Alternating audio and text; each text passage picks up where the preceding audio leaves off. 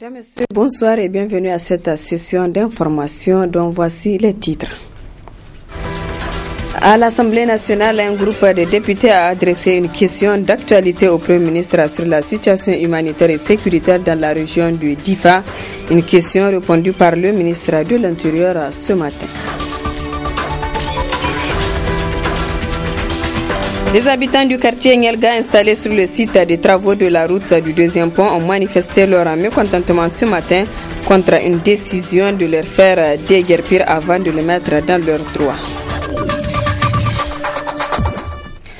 Mesdames, Messieurs, une fois de plus, bonsoir. Le ministre de l'Intérieur a répondu ce matin devant la plénière de l'Assemblée nationale à une question d'actualité adressée au Premier ministre par un groupe de députés sur la situation humanitaire et sécuritaire dans la région de Difa. Hassimi Massaoudou a présenté à la représentation les dispositions prises par le gouvernement pour gérer cette situation. Abdullah Razak Idrissa et Aboubakar Souley pour le compte-rendu. 6 députés de la région de Difa voulaient, à travers cette question, que le gouvernement fasse à la représentation nationale un point sur la situation humanitaire et sécuritaire très préoccupante dans la dite région. Ils voulaient, entre autres, savoir les mesures prises par le gouvernement pour y faire face et de façon générale pour sécuriser la région. Les dispositions que vous demandez que le gouvernement prenne, il les a prises depuis longtemps. Le dispositif militaire était en place. Il a été renforcé, il était en place l'année passée déjà au moment où il n'y avait pas la Comadougou, où la Comadougou s'était retirée. Puisqu'on nous fait des prophéties autoréalisatrices dont il faut se méfier. Faites attention sur les prophéties, les jouant au Cassandre, que voilà, la catastrophe va arriver. Inch'Allah, nous nous battons chaque jour pour que la catastrophe n'arrive pas. Pendant toute l'année, des aides d'urgence sont apportées. L'intervention du gouvernement est là. C'est pour ça que nous n'avons pas de catastrophe humanitaire. Je rappelle que depuis septembre, 1200 tonnes de vivres sont distribuées chaque mois. Le plan qui est prévu pour 3 mois, qui est complètement indépendant et qui sera complété par l'aide au développement, tant qu'on parle de l'aide d'urgence qui sera faite au niveau des zones déficitaires, c'est dans le cas des 3 zones, et qui sera concentrée sur le Difa parce que c'est une zone déficitaire, qui comprendra toute la panoplie, notamment les cultures irriguées, notamment les AGR, les activités génératrices de revenus, etc., etc. Tout ce qu'on a l'habitude de faire, et c'est en train de se mettre en place, ça se fera en plus de ce plan d'urgence. Sans trop s'attarder sur les réponses fournies par le ministre, un des auteurs de la question a fortement condamné et regretté le fait pour certains députés de la majorité dans les discussions de voir à travers cet exercice auquel ils ont soumis le gouvernement une opposition. Il est loin de nous de faire en sorte que le Niger que nous voulons en paix soit, comme certains le disent, et peut-être même le ministre, qui nous prête certaines intentions. Il est loin de nous de penser qu'il faut que la misère, la guerre et autres arrivent pour que nous puissions gagner le pouvoir. On nous fait des procès d'intention loin de nos idées et de nos pensées. Nous pensons que l'État est assez sérieux pour que nous puissions nous soumettre à ce genre de pratiques qui consistent à vouloir saper à tout prix le fondement de la République et de l'État. Nous sommes suffisamment responsables pour ne pas verser dans la délation. Vous pensez que s'il y a une crise, qu'elle va épargner les gens de l'opposition? Nous n'avons pas cette conception. Je pense que l'objectif des députés qui ont signé la question d'actualité est largement atteint. C'est d'appeler l'opinion nationale et internationale, c'est d'informer la gravité dans la région de Difa. C'est de lancer un appel à toutes les bonnes volontés, nigériennes ou extérieures, pour que ça soit pris au sérieux ce qui se passe à Difa là. Depuis le début de l'année, la région de Difa enregistre des vagues d'entrée des populations venues du Nigeria, fuyant derrière elles les atrocités de la secte islamiste Boko Haram. Point de presse animé ce matin par les agents des mines et de l'énergie et du pétrole. Le syndicat de ces derniers, le Sympamine, dénonce les irrégularités dans la conduite des affaires au niveau des deux ministères en charge de la gestion des ressources naturelles. Le compte-rendu de Souleymane Mouni Barma et Sadou Dumi. La mauvaise gestion des fonds et le manque de transparence dans la gestion des ressources humaines sont entre autres préoccupations des agents au ministère en charge des mines et celui de l'énergie et du pétrole. Le syndicat des travailleurs de ces secteurs s'insurge contre ce qu'il qualifie de dérive. En août 2013, nos deux ministres en charge donc des mines et celui en charge de l'énergie ont en toute liberté accepté de signer et ont signé et validé deux plans de formation. Un pour les mines, le ministère des Mines et du Développement industriel, et l'autre pour le ministère de l'Énergie et du Pétrole. Un plan triennal qui est en train d'être exécuté, si ce n'est un mois de cela, qui vient de voir donc l'interruption. Sous quel prétexte?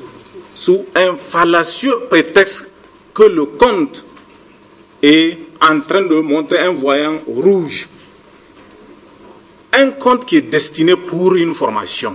Tant que ce compte-là n'est pas épuisé, pourquoi on va stopper la formation?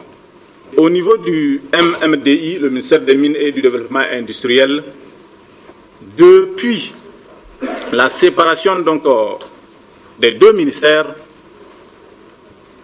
il n'y a eu aucune nomination, je vous dis, si ce n'est un DRH et un régional pour qui le poste a été réservé jusqu'à ce qu'il termine ses études.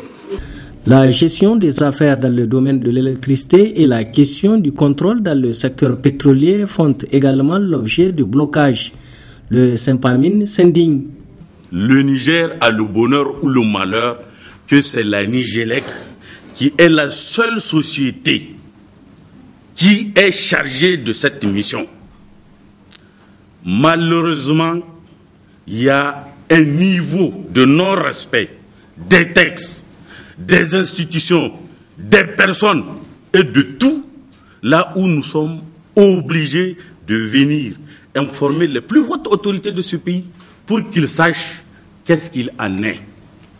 Le code de l'électricité, qui est notre socle principal sur lequel on se base pour garantir ce service public, n'est pas respecté par cette société, la Nigélec.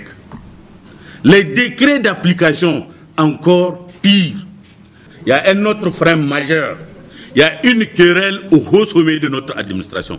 Parfois, on est dérouté, on ne sait pas. Sur un dossier, le SG te dit, prends le cap droit. Et par après, le DIRCAP te dit non à gauche. Et en fin de compte, on ne sait pas à quel sens se vouer.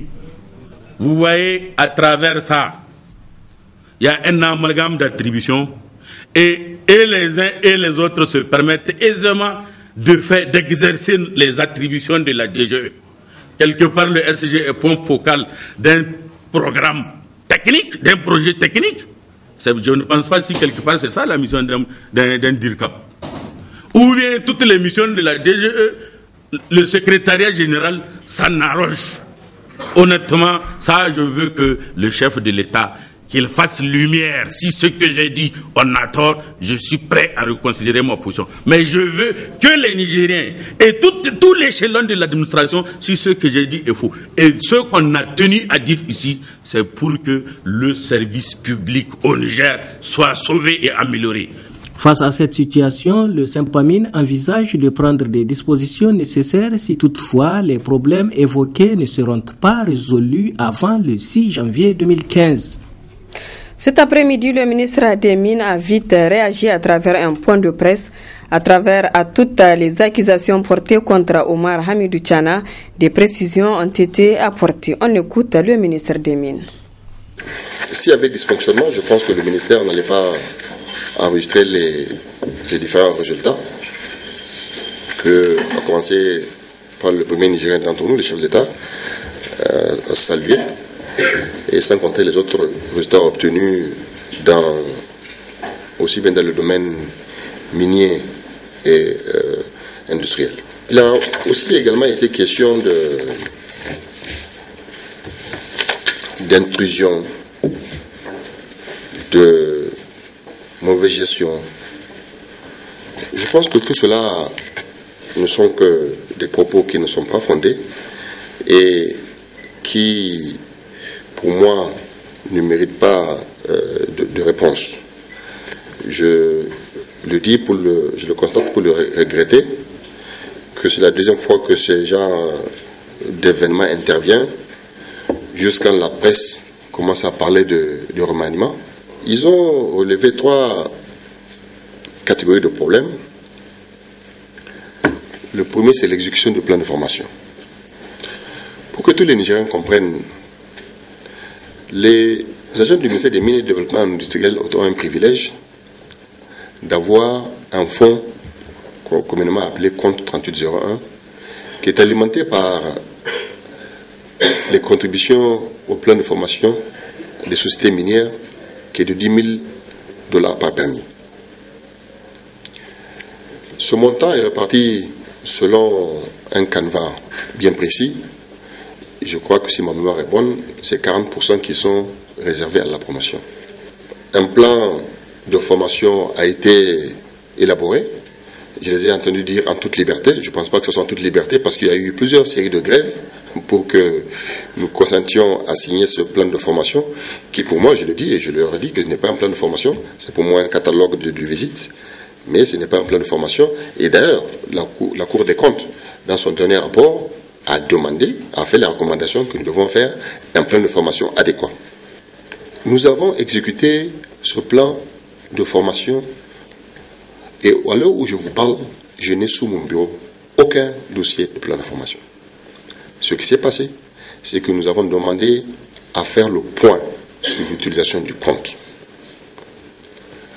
Pourquoi? Si on dit que vous avez 40% des montants, il faut qu'on s'assure en fin d'année que réellement, est-ce que ce montant-là est dépassé ou non. Voilà ce que nous sommes en train de faire. Il n'a nullement été question de bloquer quelque formation que ce soit. Deuxièmement, la responsabilisation. On dit qu'il n'y a pas eu de nomination à part le DRH et le directeur régional de Tillabéri. Je pense que beaucoup de personnes sous cette table ont été nommées. Le deuxième dont on dit qu'il n'a pas été nommé, il est là, vous pouvez le questionner, il a bien été nommé. Mouvement d'humeur ce matin des habitants du quartier Nyalga installés sur le site des travaux de la route du deuxième pont. Ils ont manifesté leur mécontentement contre la décision du ministère de l'Équipement de les déguerpir avant de le mettre dans leurs droits. Le compte-rendu de Asman China et Ibrahim Abdou. Ce mouvement d'humeur des habitants du quartier Nyalga à la rive droite de Niamey fait suite au passage du ministre de l'Équipement accompagné de ses collaborateurs qui les auraient sommés de quitter le lieu pour la suite des travaux de la route Butimé. Une décision mal accueillie par ces habitants qui réclament d'abord leurs droits. On a eu à discuter avec eux à plusieurs reprises, c'est-à-dire qu'ils vont passer aujourd'hui. Et le moment où on était parti là-bas à des discussions, il y avait des choses qui ont été surmontées aujourd'hui qui étaient venues. Par exemple, maintenant, aujourd'hui, quand ils étaient venus ce matin, ils avaient dit que les maisons là, ils vont nous donner 3 jours. De Dieu en danse, et tous vont quitter. Et la réduction de ces maisons en paiement, ça serait 50%. Alors que ce n'était pas tenu sur ça. Ce que nous, on veut, au juste, à donner à César ce qui appartient à César et à Dieu ce qui appartient à Dieu. Il faut qu'on nous paye ce qui a droit à personne d'abord, avant qu'on quitte. Et quand tu investis 100 000 sur ta maison, tu as droit à prêter 100 000 avant que tu quittes.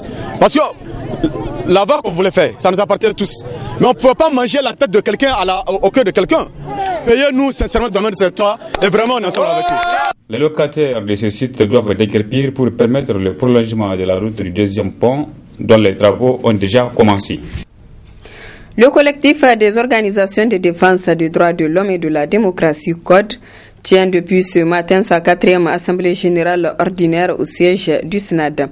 Des assises à l'issue desquelles un nouveau bureau de la coordination de ce collectif sera mis en place pour un mandat de 3 ans. Le compte rendu de Adam Soumana et Halidou Bourema.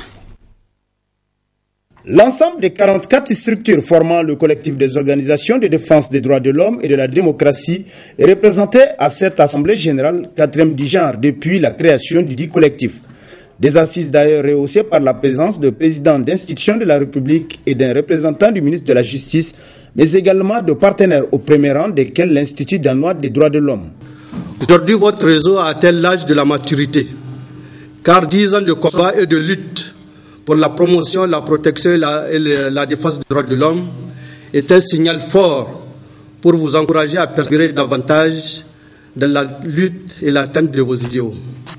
C'est un plaisir pour l'Institut danois des droits de l'homme de voir ce partenariat se développer d'année en année avec des responsables dynamiques, toujours à l'écoute de ce qui se passe au Niger du point de vue de la promotion des droits de l'homme. C'est justement fort de ce constat que les différentes organisations membres du Code ont 14 années durant œuvré sans relâche pour faire de l'état de droit une réalité au Niger. Des actions qui se sont vues d'ailleurs renforcées davantage ces 3 dernières années par la dynamique équipe dirigeante de ce collectif. En ce jour solennel et plein de sens pour le Code, nous le mettons à profit pour passer en revue et discuter du contexte national et international en lien avec les droits humains. L'occasion sera également belle de faire un bilan de 10 ans sur les acquis, les faiblesses et les perspectives pour les années à venir. D'où le thème de notre Assemblée générale, la 4e du genre, le Code, 10 ans d'existence. Le collectif des organisations de défense des droits de l'homme et de la démocratie, Code, pendant ces 3 dernières années, a y amené plusieurs actions de dénonciation, de défense et de promotion des droits humains au Niger et ailleurs dans le monde, mais aussi par ces mécanismes de dialogue permanent avec le pouvoir public, par ces prises de position responsables, guidées simplement par la ligne de conduite du Code, qu'est l'objectivité, la responsabilité, l'intérêt général, en un mot, la défense exclusive des droits humains, rien que les droits humains, tous les droits humains. Notons qu'après avoir passé au peigne fin les actions menées au cours de ces 3 dernières années et dégagé les perspectives, ces délégués procéderont à la mise en place d'un nouveau bureau national de coordination du Code. Gageons que cette élection se fasse sans complaisance afin de placer dans ce bureau les hommes et femmes qu'il faut. Soulignons que la clôture de cette 4e Assemblée générale du Code est intervenue cet après-midi et a vu la reconduction du coordinateur sortant Abdoulaye Kani à son poste ainsi que près de 80% des membres du bureau sortant. Les détails dans nos prochaines éditions.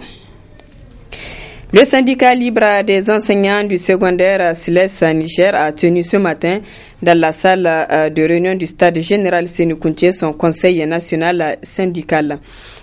Il était question de faire le bilan des activités de l'année 2014. Le compte-rendu de Chebou Guisso et Nasser Dantouf. Il s'agit à travers cette seconde instance du syndicat libre des enseignants du secondaire, SILES, de faire le point des activités menées par ces syndicats. C'est l'occasion aussi de revenir sur les engagements honorés et c'est en instance. Cette instance qui est le Conseil national syndical constitue pour nous un tremplin pour échanger sur les questions de l'heure, partager les informations et enfin donner une trajectoire à nos perspectives de lutte que nous avons souverainement décidé de mutualiser à travers le cadre permanent de réflexion et d'action en éducation, CEPRAS. Notre participation constitue sans nul doute l'expression de la volonté des militants, de l'ensemble des militants de SILES Niger, pour qu'enfin on arrive au bout des obstacles qui sont les conditions précaires dans lesquelles végètent les enseignants du secondaire. Concernant l'enseignement secondaire, il est à l'image des autres composantes car l'éducation publique dans sa globalité connaît d'énormes difficultés malgré les efforts des autorités de la 7e République qui ont œuvré dans la dotation en matériel didactique, en construction d'infrastructures scolaires, mais également dans le recrutement. Mais, ceci étant, il y a beaucoup de choses qui restent à faire dans la mesure où le discours politique s'est limité au verbiage et on attend les actions.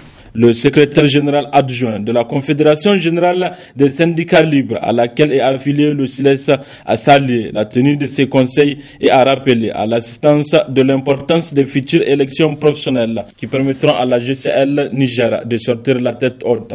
Quant au secrétaire général adjoint du ministère des enseignements secondaires, il a réaffirmé l'engagement de son ministère à accompagner les actions du SILES Niger pour une éducation de qualité.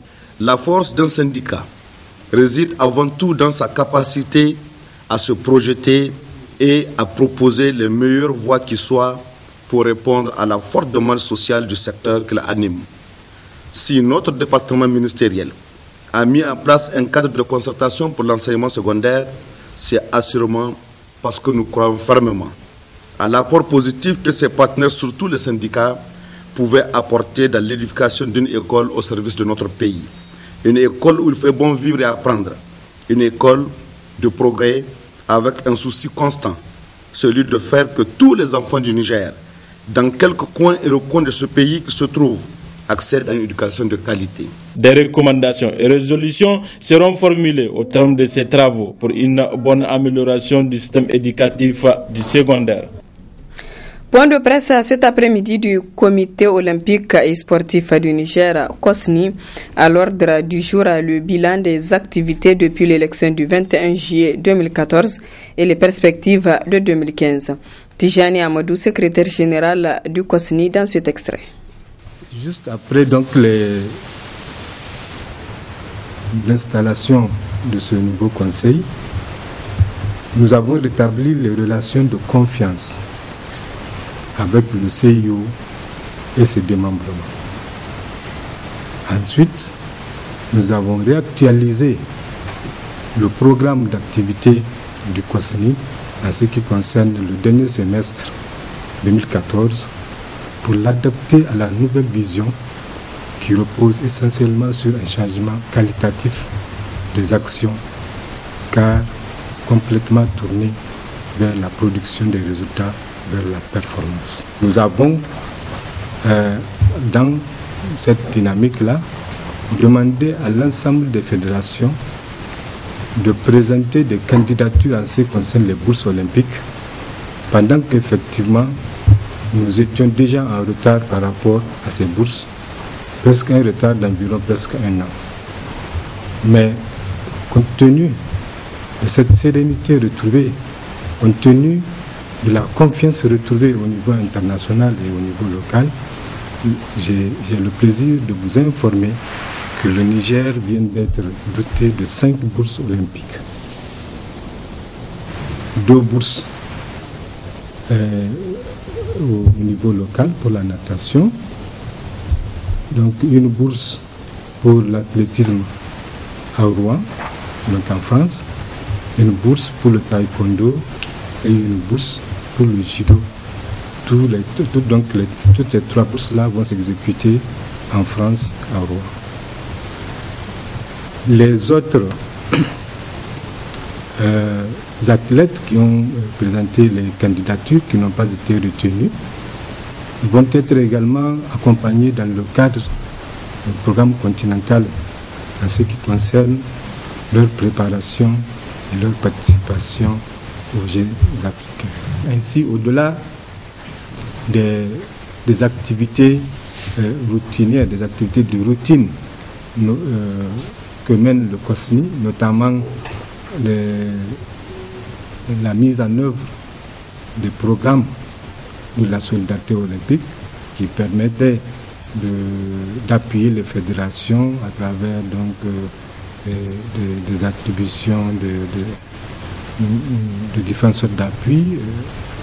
Nous avons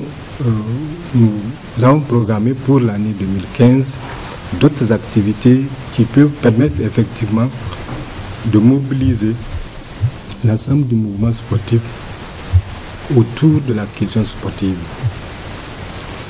Ainsi, un forum aura lieu, une sorte de retraite. Un forum donc aura lieu avec l'ensemble des commissions.